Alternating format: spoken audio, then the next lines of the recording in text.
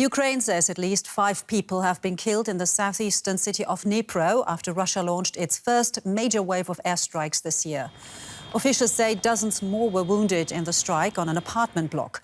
Rescuers are searching the rubble for victims that may still be trapped.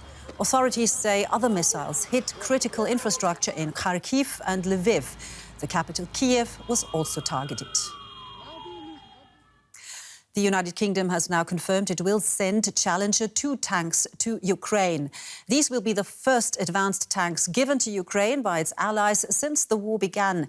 Kyiv has been pleading for more modern weaponry for months and hopes the British decision will put greater pressure on Germany to allow the delivery of its own Leopard tanks.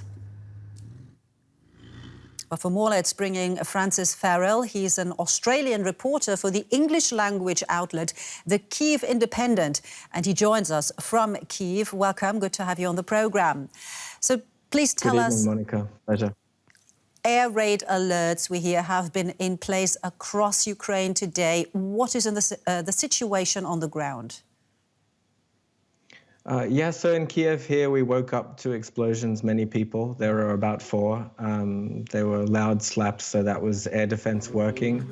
We heard that some infrastructure was damaged in Kiev, but for what we know, it didn't do too much damage because power is still on. It's nothing compared to the unprepared blackouts that we had late in November.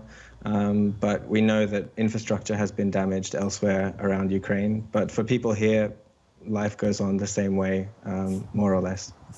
Well, you travelled to the eastern city of Bakhmut just a week ago, and that, of course, has seen some of the worst fighting of the war.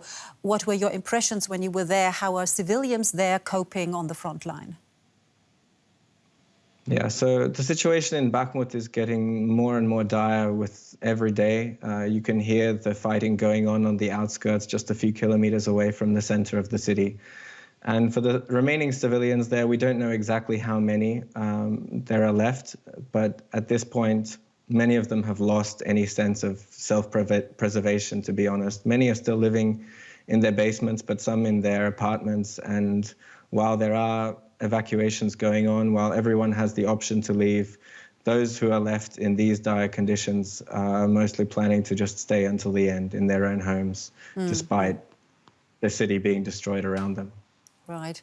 Well, the United Kingdom has announced today that it will send now Challenger 2 tanks to Ukraine. How much of a difference do you think could those battle tanks make in the war? Yeah, these are huge and really important developments for Ukraine. These tanks are superior to the Soviet-era tanks that both sides are fighting with. In these small quantities that Germany announced and that Poland also announced a few days ago, that the UK announced, they will make a difference, but they need to come in greater quantities. Ukraine requires hundreds more armored vehicles, including tanks, to conduct the offensive it needs to continue liberating more of its territories.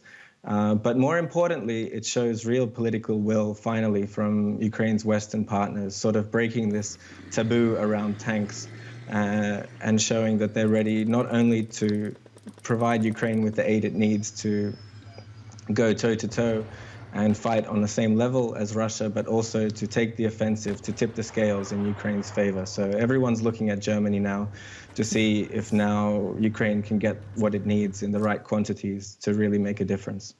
All right. Journalist Francis Farrell from the English language outlet, the Kyiv Independent. Thank you so much, Francis. Thank you. It's been a pleasure.